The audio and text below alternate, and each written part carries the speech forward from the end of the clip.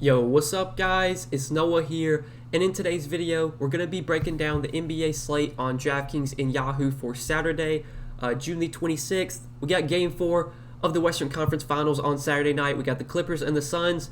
Excited to talk through the showdown slate with you guys, kind of talk through the player pool as we have been doing, work from top to bottom, hit on all the guys I have interest in today. Anyone that I expect to play minutes, I'm going to touch on, and we'll kind of do that for basically the entire player pool. So before we get started with the breakdown, as always, I would appreciate it if you would click that like button down below. If you guys are new to the channel here, be sure to click that subscribe button as well, and also hit the notification bell so that way you do get notified every time I upload, and you also do get notified every time I live stream. And lastly, if you guys have not checked out PrizePicks yet, as you can tell at the bottom of the screen, I do have a promo code with PrizePicks. We are partnered with PrizePicks, and we're going to be working with them a lot moving forward. PrizePicks is pretty much a new way to play DFS. It's a little bit different from Draftkings, from FanDuel. You're not playing against other players. You're not playing against, you're not building a lineup. You're pretty much making picks, over under their projection. So basically, they have a fantasy projection for pretty much every player that they expect to see minutes, and you can pick whether you think they go over or under their projected fantasy points. As the video does go on, guys, we will always discuss some picks I do like over on PrizePicks. But if you want to check out their site, you do want to see what they have to offer, if you use promo code NOAH when you do sign up, that will give you a 100% match on your first deposit up to $100. So if you go over to PrizePicks, you deposit $100, they'll match that and give you an additional $100 to play with as promo money. You can use that to win real money that you can then withdraw. I've had a lot of success on PrizePicks so far. I've been enjoying getting more action on PrizePicks. For days like this and kind of just the rest of the season, we're only going to have showdown slates pretty much. Me personally, I've never been a fan of showdown, so I like to play over on PrizePicks, just get some action in on the game, sweat it that way rather than investing a ton of money into showdown. Just because I think showdown, it's a little bit more. I think it's more of a kind of like you're kind of just throwing money out there. I mean, you don't expect to be a profitable player long-term playing showdown. Obviously, if you bink a tournament, you're probably going to be a profitable player, but those binks are just so hard to come by, especially when even when you do get first place. A lot of times you're going to be splitting it with a ton of other people. So I like to play on PrizePicks. I've been enjoying their site so far. If you guys want to check them out, be sure to use that promo code NOAH and get that 100% match on your first deposit up to $100. But yeah, guys, let's take a look at Saturday night's game. We'll start off at the top of the player pool with Paul George coming in at 11,200. I've been saying it the last 2 or 3 days now, or pretty much since the series started, and really in the Utah series, ever since Kawhi Leonard went down, Paul George he's been so good. Worst game so far since the Kawhi injury, I think, was 41 DK points he had against Phoenix in Game 2. Other than that, I mean, he's been so consistent. 55, 56, 59. He's shown a ton of upside. Had 71 DK points in one of those games against Utah. At this point, we know what we're getting from Paul George on a nightly basis. He's going to play 40-plus minutes. This series is getting real tight. They're down 2-1 right now. This is definitely a game they need to win. You don't want to go back to Phoenix down 3-1 with Phoenix having a chance to close out the series at home. So the Clippers need to get a win tonight. I expect Paul George to play as many minutes as he can. I think he plays 43, 44 minutes. Going to take a ton of shots, going to dominate the usage. He's clearly the best play on the slate. I think, at this point, we all know that. You're going to want to get Paul George into your lineups, and if you can fit him at captain, I think he's probably the best captain play as well. Now, Devin Booker, on the other hand, I wasn't really on last slate. With Chris Paul returning, I just thought that hurt Booker enough to where I didn't really want to pay $10,800 for him. And the price tag didn't really move. He's still pretty expensive. Even after having a bad game last game, they didn't really bump his price down any. It's kind of tough to pay this price tag for Booker now that CP3's back, especially when you have Paul George so closely priced. Like, I would just much rather play Paul George. But I think Booker will be very low owned. We know Booker does still have a ton of upside, but in my opinion, he's just like a lower owned kind of contrarian option. I don't think he really projects that well compared to a guy like Paul George. When you have Chris Paul for cheaper, I think I would just rather play Chris Paul as well. Chris Paul in his return played 39 minutes. There was no limitations for him. Had 43 DK points. He didn't even shoot the ball that well last game. He shot the ball 26% from the field, 28% from three. Still had 43 DK points. Was able to contribute with 12 assists, 3 steals. We know that's something that Chris Paul can do. He can get you double-digit assists. He can get those steals as well. I really like Chris Paul. I think he's definitely my second favorite kind of pay-up option behind Paul George. Pretty much same as last slate. George and CP3 were the two guys I like most of the top, and I think once again that's the case today. Now, Kawhi Leonard, we don't have an update yet on Kawhi. I'm recording this video pretty early, just a heads up, guys. I'm recording this on Friday afternoon, but I don't think Kawhi's going to play Saturday night. I mean, there doesn't. I'd be very surprised if he even plays in the playoffs. Like I don't think there's any way Kawhi comes back this season. I don't think he's fully healthy right now. I think he's really injured. I think he might have a torn ACL. Like, we really don't know. But yeah, I doubt Kawhi plays. We'll keep an eye on that, but I don't think he plays. So yeah, once you get past Chris Paul, then you got these mid-range guys: DeAndre Ayton, Reggie Jackson, Cam Payne. Now, DeAndre Ayton I've kind of been off of lately. He didn't have that good of a game last night. He was still in the winning lineup, but he only had 35 DK points in 36 minutes, had 18 points, 9 rebounds, 2 blocks, and a steal. I said it in my video last night, like, Ayton is just not a guy that you really ever feel like you have to play. Like, he rarely does Ayton go out there and break a slate and put up 45, 50 DK points. I know he had a really good game in game 2, but the price tag, I think, with it coming down, that does make me like Ayton a little bit more. He's down to 8,200 now. He was 9K last night. The price tag came down a little bit. I think Ayton does look a little bit more appealing. I still don't, think he's like a top option for me, but definitely viable. I do like him a lot more than I did last night since his price has come down a little bit. Reggie Jackson, though, he's been a guy that I've liked a lot in this mid-range so far, and I've been playing him a lot in the series. I like him once again. I mean, just continues to get it done with Kawhi Leonard out, playing massive minutes, 39, 39, 33 minutes. I mean, we know what Reggie Jackson's going to do when he's out there. He can score. He's a guy that, he's a guy they can rely on for scoring. That's something they do need right now with Kawhi Leonard off the floor. They need someone to help out Paul George. I mean, Paul George can't do everything, and Reggie Jackson's done a good job so far. He's been scoring well. He's a guy that can get rebounds. He can get assists. He's got plenty of upside. At 7,400, I think Reggie Jackson is still very affordable and still looks like a really good option in this mid-range. If you want to play him at captain, I think he's a fine captain option. Now, I think if I can pay up at captain, I would rather get to Paul George. I'd rather get to Chris Paul. But if you're going to this mid-range, I think Reggie Jackson is definitely viable. Now, Cameron Payne, we don't know yet if he's going to play or not. He got injured last game, only played 4 minutes. I don't have any interest in Cameron Payne regardless. Last game, I thought his minutes would take a pretty big hit with CP3 back. Obviously, we can't really look too much into that because he got injured, but there's no way I'm paying $6,800 for Cameron Payne with Chris Paul back, and there might be a possibility he's not even fully healthy. So, no interest in Cameron Payne. Now, Nicholas Batum at 6K. A little bit tougher to roster right now. Last 2 games, he's only played 16 and 15 minutes. He went to the bench in Game 2. They changed up the starting lineup in Game 2. They started Zubac and Beverly. They did that again last game, and that's really hurt Batum. His minutes have taken a big hit.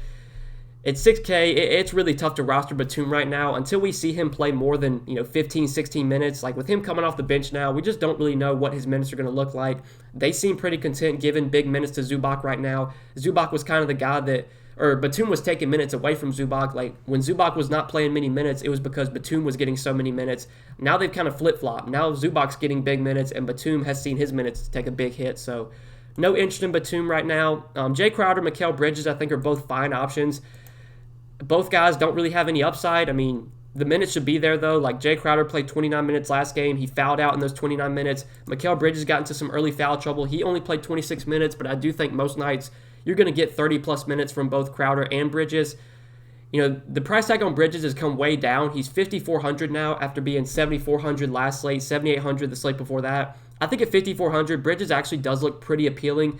Again, he's not a guy that has much upside, but now that his price is where it's at, like as a last piece in, I'm totally fine playing Mikal Bridges. Between Crowder, Bridges, or Morris, I definitely would rather go with Mikal Bridges there. Now, Marcus Morris, another guy that's kind of tough to roster right now. He went to the bench last game. They made a change in the starting lineup, kind of last second.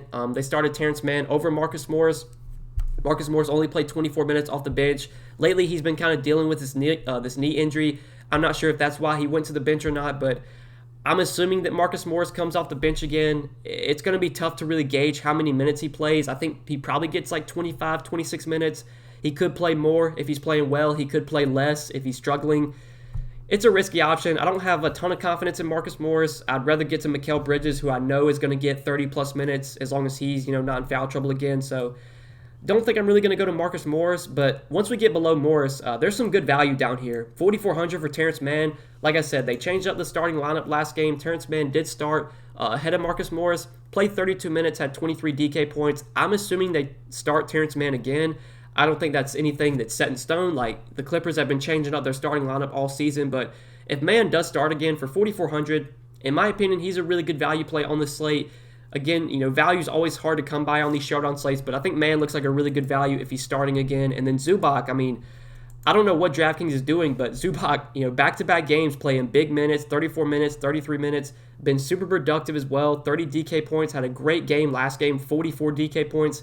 He was 5,200 last slate, had 44 DK points, and now he's 4,200. I don't see, I see no, what is DraftKings doing right now? I really have no idea. I mean, Zubac once again looks like one of the best plays on the slate. If they're going to continue to give him 30-plus minutes, there's no reason he should be 4,200. He's a clear top value play. I think he's a really good captain option as well. He's cheap enough that you can play him at captain, and he still could go for, if Zubac goes for 30 DK points today, which is definitely possible, he could easily be the winning captain with how cheap he is. If you play Zubac at captain, that's going to give you the salary to pay up for Paul George, Devin Booker, Chris Paul, and last slate, Zubac was the winning captain. I think, with how cheap he is, that could definitely be the case once again. So for value, I really like Terrence Mann if he starts again. I really like Zubac as well. Now, Cam Johnson, I've kind of been off of. At 4K, he's fine, but, last game he did benefit with Mikal Bridges getting in foul trouble. He was the first guy off the bench. He checked in. I think Bridges picked up 2,000 the first minute of the game. So Cameron Johnson did see extended minutes because of that. At 4K, he's cheap. If you want to go there, I'm fine with it. But Cam Johnson, just not a guy that really has much upside. He doesn't do much outside of, shoot. I mean, even that, he's not really a high-usage player. It's not like he's going to get, 10, 15 shot attempts. I mean, at most, he's going to take maybe 6 or 7 shots, maybe 2 or 3 three-pointers. If he makes those, if he shoots the ball really well, sure, you could get 25 DK points from Cam Johnson. But there's other values I'd rather go to. I'd rather play Zubac. I'd rather play Terrence Mann. You have Patrick Beverley at 3,800, who I don't mind. Now, Beverley is another guy that doesn't have massive upside, but he continues to start and continues to get pretty good minutes. Last game, played 27 minutes. The game before that, he played 26 minutes. He's played at least 26 minutes in the 2 games that he has started. He's still pretty cheap at 3,800. Right now, I prefer Zubac. I prefer Mann, but I think Patrick Beverley's another decent value play that you can look to, assuming that he sticks in the starting lineup. Now, Rondo, I kind of had interest in last slate, but he only played 8 minutes, was just really bad. He had 3 turnovers and 1 steal in those 8 minutes. He nearly had negative fantasy points. I mean, we don't really know how many minutes Rondo plays here. At 3,200, I guess if you want to take a shot on him, you can, but obviously with him playing only 8 minutes last game, there's no guarantee that he gets anywhere near the minutes he played in Game 1 and Game 2. I thought, after Game 1 and Game 2, seeing Rondo get 22, 17 minutes, I thought it was a pretty likely he would get at least 15 minutes in Game 3. Obviously, that was not the case here. The Clippers are tightening up their rotation right now. They're playing a lot of their key guys big minutes. Obviously, that's going to hurt Rondo, so I don't feel great about Rondo, but he's still viable, I think. Just I don't think I'm going to get to him personally. Now, Luke Kennard, he's probably going to play 15 to 20 minutes off the bench. He's another one of these guys that really doesn't have much upside, but if he gets hot, starts knocking down threes, there's a path for Luke Kennard to be in the optimal lineup. I think it's very unlikely, but for 2,200, I'm fine with Luke Kennard, but again, I don't think we need to go down to these guys. We have enough good value in this 4K range. We have Terrence Mann, we have Zubac, we have Patrick Beverley. If you play these guys, that's going to give you enough salary to pay up for Paul George, pay up for Devin Booker, pay up for Chris Paul. So I don't think we really need to go to these punt options. Sarge, I'm not going to Dario Sarge. At most, he probably plays 10 to 12 minutes. He's just going to be the backup to Ayton. Maybe Ayton gets in foul trouble or something, but outside of that, there's no reason for me to really consider Sarge on this slate. So I think for value, I'm really looking to these guys we mentioned. Mann, Zubac, Beverley. Those are definitely my favorite values right now. You could go to Rondo. You could go to Luke Kennard. Cam Johnson's fine, but I'd rather go to those other guys that we mentioned. And I think that's probably it for the player pool. I don't see too much else I really like here. I don't think really any of these 1K guys are viable. Maybe if Cameron Payne gets ruled out, you can maybe play E'Twaun Moore. He did get some minutes last game, but he's not a guy I really want to play. I don't think he really, even if Cameron Payne's out, he probably plays 10 minutes. But yeah, I don't think we really need to go there. I think, there's enough value today in this 4K range that we don't need to take all these punt options or take the risk playing these punt options. If you pay up for Paul George at captain and you plug in, let's say Zubac and Mann, who are my 2 favorite values right now, you plug in those 2 guys, you still got 8,200 remaining per player. You got plenty of salary to work with. You can jam in. You could probably play Chris Paul, one of these mid-range guys, and then maybe go to a Beverly or something. So yeah, I just don't think there's any need to play any of those punt guys that you basically have to hope they get 10 minutes or something. If they do get 10 minutes, you got to hope they're really productive in that time. Those are guys I normally just don't play on Showdown. So yeah, I think that does it for the player pool, guys. I think we kind of talked through everything. Do want to hop over to PrizePicks real quick. Forgot to go over some of my favorite PrizePicks for today, but at first look, like I said, I'm recording this video pretty early on Friday afternoon. At first look on PrizePicks, I mean, a lot of their projections do feel pretty accurate to me.